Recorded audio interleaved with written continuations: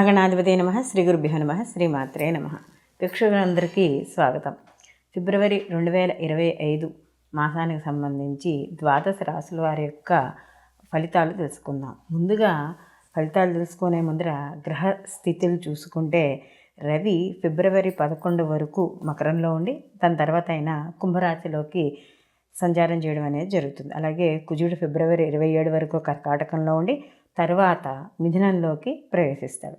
బుధుడు ఫిబ్రవరి 10 వరకు మకరంలో ఉండి తరువాత కుంభంలోకి, గురువు ఈ మాసమంతా కూడా వృషభ రాశిలో సంచారం చేయడం, శని భగవానుడు ఈ మాసమంతా కూడా కుంభరాశిలో సంచారం చేయడం, రాహు వచ్చి మీనరాశిలోను, కేతు కూడా కన్యారాశిలోను ఈ మాసం అంతా సంచారం చేయడం అనేది జరుగుతుంది.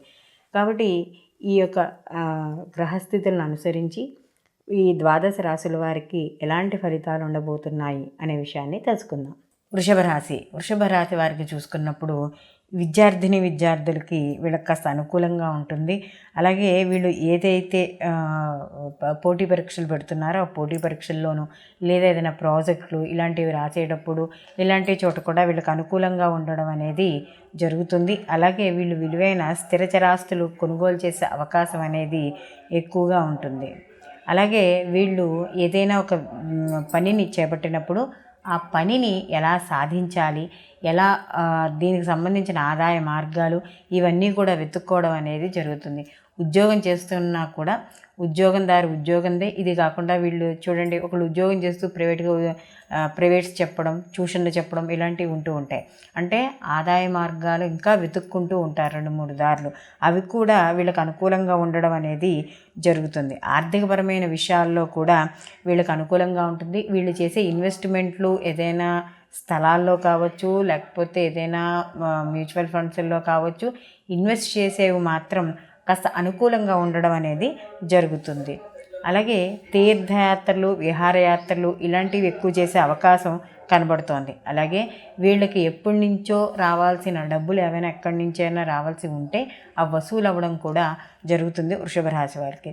అలాగే వృషభ రాశి వారికి ఈ ఫిబ్రవరి మాసంలో ఈ యొక్క స్నేహితుల నుంచి కానీ లేదా సోదరవర్గం నుండి కానీ సహాయ సహకారాలు, శుభవార్తలు వినడం అనేది కూడా జరుగుతుంది. అలాగే వీళ్ళు స్థిర చరాస్తులు కొనుగోలు చేయడం లేదా వీళ్ళు ఏమైనా స్థలాలు అమ్ముకోవాలన్నా, ఇళ్ళు అమ్ముకోవాలన్నా, క్రయ విక్రయాల విషయాల్లో కూడా అనుకూలంగా ఉండడం అనేది జరుగుతుంది. అలాగే ఏదైనా పిల్లల కోసం లోన్ కోసం అప్లై చేసినంటే పిల్లల చదువుల కోసం కానీ వాళ్ళ పర్సనల్ లోన్స్ కోసం ఏమైనా అప్లై చేస్తుంటే అవి శాంక్షన్ అయ్యే అవకాశం అనేది ఎక్కువగా కనబడుతోంది.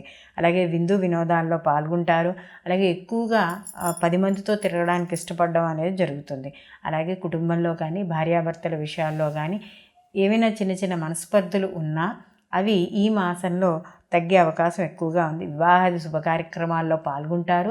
అలాగే వివాహాది శుభ కార్యక్రమాల కోసం మీరు ఏవైతే ప్రయత్నాలు చేస్తున్నారో, అంటే వివాహం కానీ స్త్రీ పురుషులు కానీ ఇంట్లో ఉంటే వాళ్ళకి చేసే ప్రయత్నాలు శుభ ఫలితాలను ఇవ్వడం అనేది జరుగుతుంది. అలాగే ఎప్పటి నుంచో ఏదైనా కోర్టు వ్యవహారాల్లో కానీ లేకపోతే ఏదైనా పోలీస్ స్టేషన్లో కానీ ఏమైనా కేసులు ఉండి అవి కొలుక్కు రాకుండా ఉంటే వాటి వల్ల కాస్త అంటే మీకు అనుకూలంగా వార్తలు వినడం అనేది జరుగుతుంది. సంతానపరంగా అనుకూలంగా ఉంటుంది. వాళ్ళ విద్య, ఉద్యోగం, వాళ్ళ ఆరోగ్యం ఇవన్నీ కూడా కాస్త మీకు స్థిమితాన్ని కలుగజేసేయడం అనేది జరుగుతుంది. అలాగే మీ వృత్తిపరంగా మాత్రం కొంత ఇక్కడ కష్టపడడం అనేది జరుగుతుంది. అంటే ఇంకా పూర్తి ఫలితాన్ని మీరు పొందలేరు, కానీ మీరు ఎంతైతే శ్రమించాలో అంతా శ్రమించడం అనేది జరుగుతుంది. అలాగే మీకు సంఘంలో కీర్తి గౌరవాలు, మీకంటూ ఒక మంచి గుర్తింపు రావడం అనేది జరుగుతుంది. ఇంటికి సంబంధించి ఏవైనా వస్తువులు కొనుగోలు చేయడం, విలువైన వస్తువులు కొనుగోలు చేయడం, అవి ఎలక్ట్రానిక్ వస్తువులు కావచ్చు, బంగారం, వెండి ఇలాంటి వస్తువులు కొనుగోలు చేయడం, పొదుపు మార్గాలు కూడా వెతుక్కోవడం అనేది కనబడుతుంది. మొత్తం మీద వృషభ రాశి వారికి ఈ మాసంలో కానీ చూసుకుంటే కాస్త కొంచెం అనుకూలమైన ఫలితాలు ఎక్కువగా గోచరిస్తున్నాయి. అలాగే ఈ రాశిలో ఉన్న స్త్రీలు ఎవరైతే ఉన్నారో వాళ్ళకి ఉద్యోగ విషయాల్లో కానీ సంతాన విషయాల్లో కానీ శుభవార్తలు వినడం అనేది జరుగుతుంది.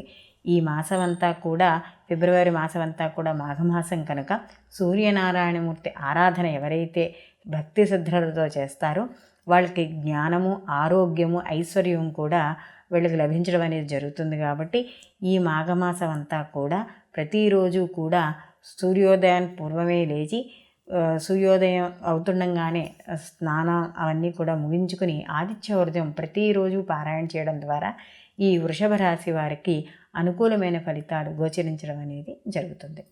ద్వాదశ రాశుల వారి యొక్క స్థితిగతులు మనం తెలుసుకున్నాం కదా. ఇప్పుడు గ్రహాల యొక్క స్థితిగతులు ద్వాదశ రాశుల వారి యొక్క ఫలితాలు మనం ఇప్పుడు తెలుసుకున్నాం. అయితే ఇక్కడ ఈ యొక్క రాశి ఫలితాలు మనం తెలుసుకున్నప్పుడు ఇది కేవలం గోచార ఫలితాలుగానే మనం చెప్పుకోవాలి. ఇవి గోచార ఫలితాలు అంటే ఏమిటి? కొన్ని కోట్ల మంది యొక్క ఒకే రాశిలో కొన్ని కోట్ల మంది ఉంటారు. అందరి ఫలితాలు గోచార ప్రకారం ఇలాగే ఉన్నాయి. కానీ వ్యక్తిగత జాతకం అనేది వేరేగా ఉంటుంది. కాబట్టి ఏదైనా ఒక శుభ కార్యక్రమం చేపట్టాలనుకున్నా, లేకపోతే గృహం కొనుక్కోవాలనుకున్నా, ఏదైనా వాళ్ళ పర్సనల్గా ఏదైనా ఒక పని చేయాలి, ప్రారంభించాలి అనుకున్నప్పుడు ఈ గోచార ఫలితాలను కొత్త లెక్కలోకి తీసుకున్నా, ముఖ్యంగా మీ వ్యక్తిగత జాతకాన్ని మాత్రం తప్పకుండా పరిశీలించుకుని మాత్రమే మీరు ఏవైనా కొత్త పనులు ప్రారంభించాలన్నా, లేకపోతే వివాహానికి ఈ సమయం అనుకూలం అవునా కాదా అనుకున్నా, ఇవన్నీ కూడా మీ యొక్క పర్సనల్ జాతకంలో తెలుస్తాయి. కాబట్టి ఇలాంటివి ఏవైనా మీకు సమస్యలున్నా, అనుమానాలున్నా కూడా కింద స్క్రోల్ అయ్యే నెంబర్ ఉంటుంది కదా, ఆ నెంబర్కి కాల్ చేసి మీ వివరాలను వాట్సాప్లో పెడితే దానికి తగిన పరిష్కార మార్గాలు చెప్పడం అనేది జరుగుతుంది. సర్వే జన సుఖినో భవంతు, లోకా సంస్థ సుఖినో భవంతు.